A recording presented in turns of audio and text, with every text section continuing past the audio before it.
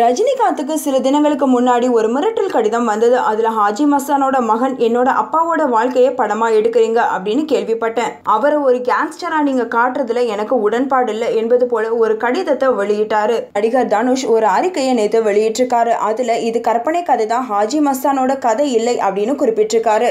எங்களோட நிறுவனம் சார்பில் சூப்பர் ஸ்டார் ரஜினிகாந்த் அவர்கள் நடிக்கிற பா ரஞ்சித் இயக்கத்துல உருவாயிட்டு இருக்கிற படத்தை பத்தி பல செய்திகள் பத்திரிகையில வந்துட்டு இருக்கு.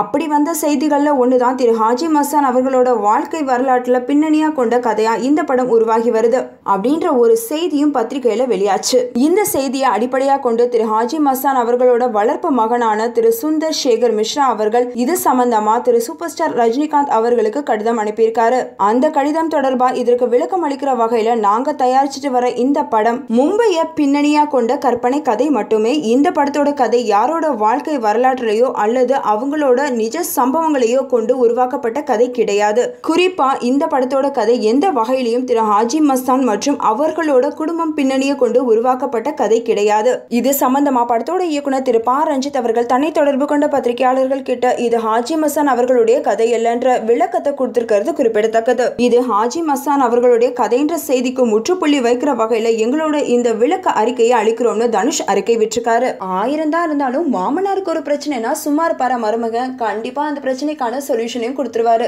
இந்த நியூஸ் உங்களுக்கு பிடிச்சிருந்தா லைக் அண்ட் ஷேர் பண்ணுங்க. உங்க கருத்துக்களை கமெண்ட் பண்ணுங்க. மறக்காம NET TV4U க்கு சப்ஸ்கிரைப் பண்ணிடுங்க.